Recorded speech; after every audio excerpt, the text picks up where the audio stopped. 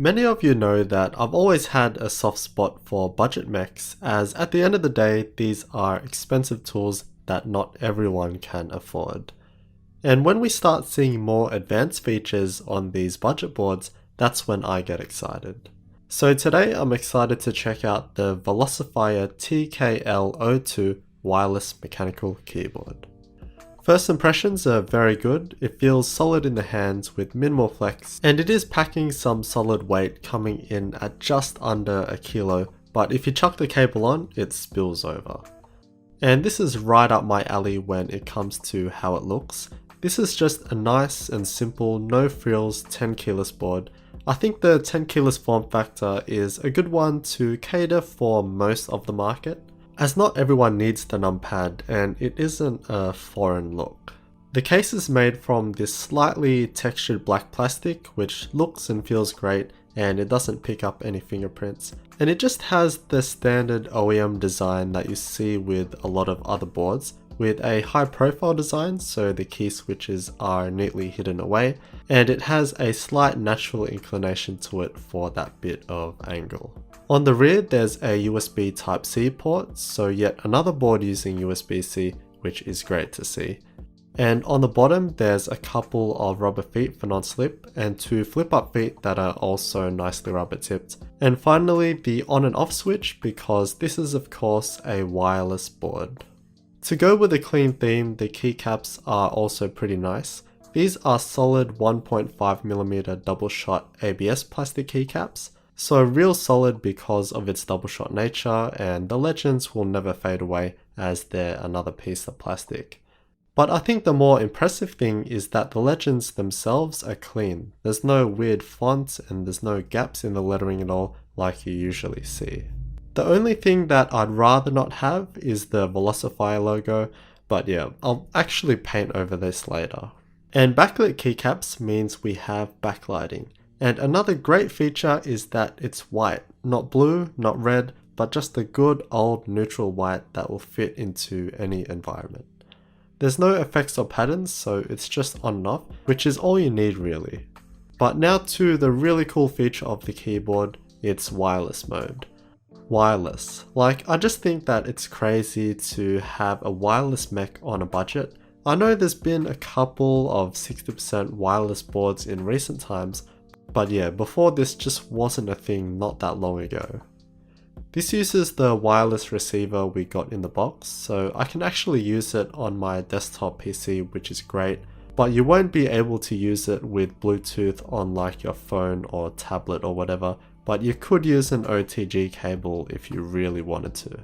We have an 1850 mAh lithium battery inside, and they claim that it lasts for 12 hours with backlighting on and 90 hours with the backlighting off.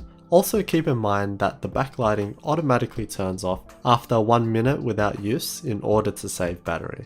I wasn't able to verify the 90-hour claim, but with the backlighting on, I got about a week or 2 out of it with a couple hours of use a day.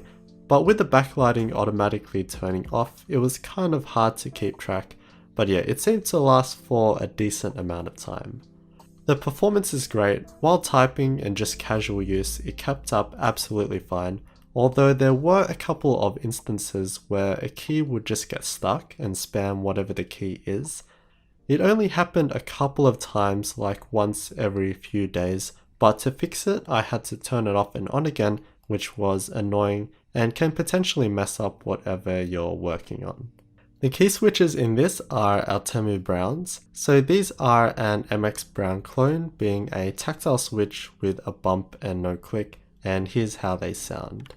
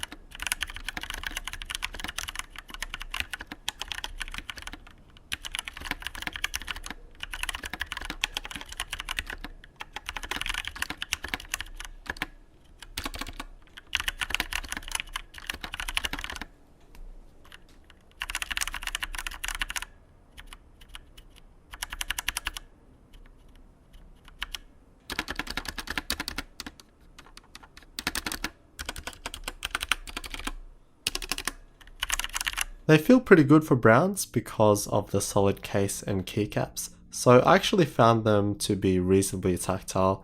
The stabilizers aren't the best as they do rattle, so it's probably wise to apply some lube if you can. The bad thing though is that this is only available in the brown switch, so we don't get a clicky blue or a linear red, just brown. While I think it's a good switch to pick if you just go with one, it definitely would have been cool to have some variety instead of being stuck with just the one. To open up the keyboard, there's a couple of Phillips head screws we gotta remove, and then you just have to release the plastic clips.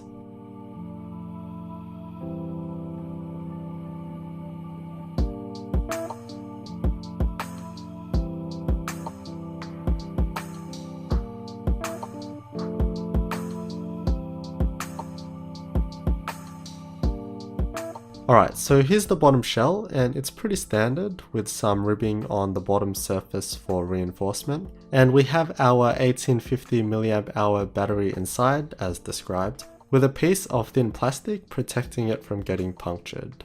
The top plastic shell is again very standard. The plate is made from 1.5mm steel, which gives the keyboard most of its weight and rigidity and is folded on all sides. And finally, the PCB is clean with nothing really of note back here. Since it's all apart, this is the best time to paint it.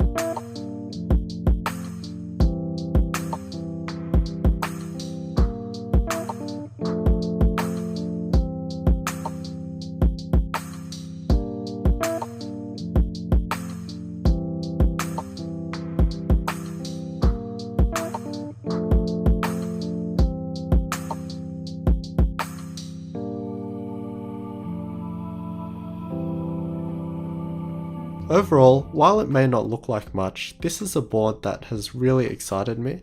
I haven't been in the mech game for too long, but I've been here long enough to see that this keyboard is kind of special. It looks to be an OEM board because I've seen other very similar ones but with a different brand, so keep an eye out for those. Probably the most disappointing thing is that this only comes in one key switch, being the Artemu Browns.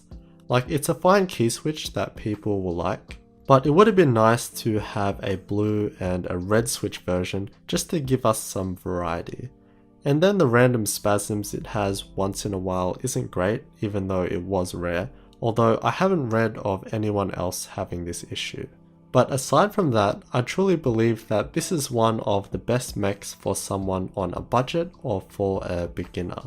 We have the clean look, white backlighting, 10 keyless form factor with standard ANSI layout, great keycaps and font, solid build with an internal steel plate, and of course the wireless capability.